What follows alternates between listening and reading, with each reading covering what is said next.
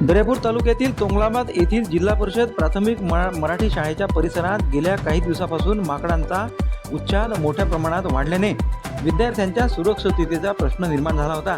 या समस्येची गांभीर्याने दखल घेत दर्यापूर वन विभागाने तातडीने संयुक्त मोहीम राबवून माकडांचा यशस्वी बंदोबस्त केला।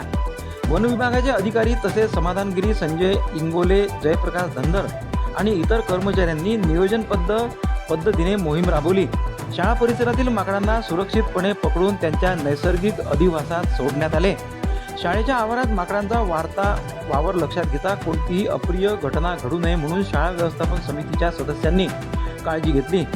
यावेळी सदस्य सचिन श्रीकृष्ण मोहळे, युवा शेतकरी रवी अरुणराव वक्ते, मुख्याध्यापिका कुमारी अटाळकर, सहाय्यक शिक्षक विनील पांडे, जिजामाता अंगणवाडी सेविका तसेच राष्ट्रीय विद्यालय व कनिष्ठ महाविद्यालय तोंगलाबादच्या प्राचार्या कुमारी वर्षा काळपांडे यांनी वन विभागाकडे सातत्याने या संबंधात पाठपुरावा केला होता।